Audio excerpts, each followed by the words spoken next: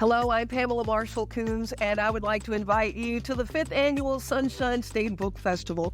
This is a free event on January 27th from 10 to 5 at the University of Florida Hilton in Gainesville. Book lovers of all ages are invited to engage with authors and browse more than 15 genres. With me is our keynote speaker for the event, Pulitzer Prize-winning author Jack Davis, who is a professor at the University of Florida.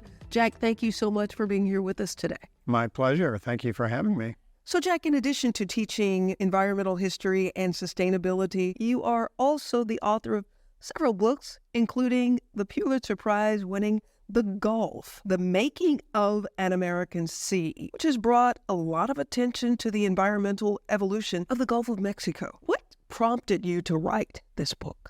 I grew up on the Gulf of Mexico, and so I have this lifelong, intimate relationship with it, as many people do. After the BP oil spill in 2010, which was 5 years after Hurricane Katrina, I just felt as though that the media or popular attention to the Gulf was narrowed to this false identity of this wonderful sea, of a place that was an oil sump or a hurricane alley. And I knew the Gulf was much more than that, and I wanted to, in part, restore its true identity. I wanted my readers to know about this wonderful place and understand that all Americans are connected to the Gulf of Mexico, whether they've seen it or not, both historically and ecologically. And so what was the insightful moment that happened that made you say, I've got to give birth to this? The insightful moment for me that I was going to move forward with this book, because originally I was intimidated by the idea of writing about a sea. I wasn't quite sure how to organize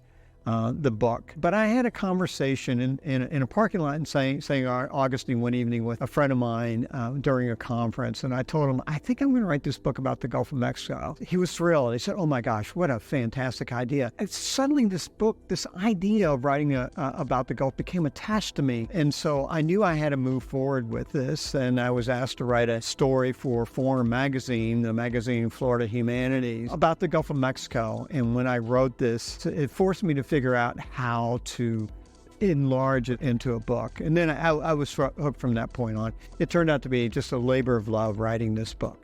You know, when you look at this work, how do you think this book has brought attention to what's happening in the Gulf? The book has reached a wide audience. People from all over the country read it. I get emails from them all the time. I get invited to do book talks, to speak to book clubs in many different places. It's really people, and not just people on the Gulf, but people elsewhere. They read this book, and it helps them understand why they love the Gulf of Mexico so much.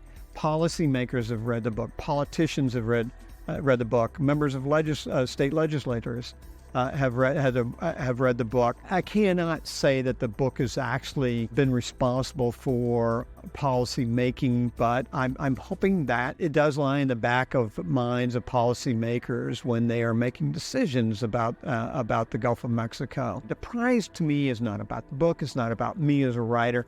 It's really about the Gulf of Mexico. And I think that the prize has brought attention to the Gulf of Mexico that the book alone would not have. And I find that very heartening, especially when I meet people and they tell me how much they love learning about the Gulf of Mexico.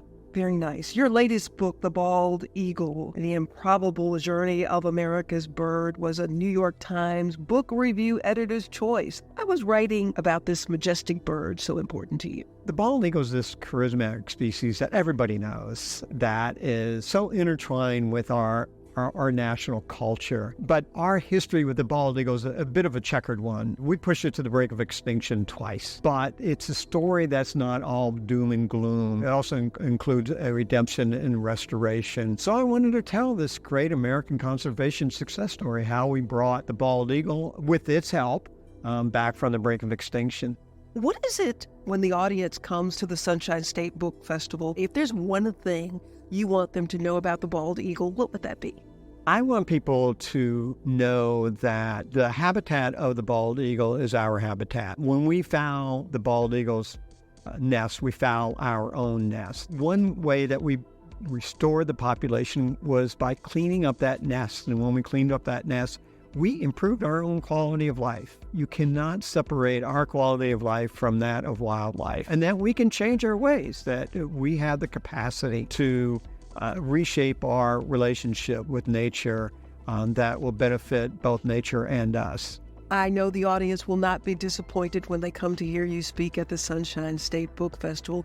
Again, thank you so much for your time here about what inspired you to write, and hopefully it will inspire others to read and write. We appreciate it so much. Well, again, it was my pleasure. Thank you for having me. Other activities at the Sunshine State Book Festival on January 27th will include a panel discussion on the topic of freedom to read, storytelling for children, and a live production of a literary heritage program. A conversation with Frederick Douglass featuring actor and Alachua County Poet Laureate E. Stanley Richardson, award-winning actor, director, and playwright Timothy Shamrock McShane, and myself, Pamela Marshall Coombs. Please join us at the UF Hilton in Gainesville for the 5th Annual Sunshine State Book Festival. We look forward to seeing you there.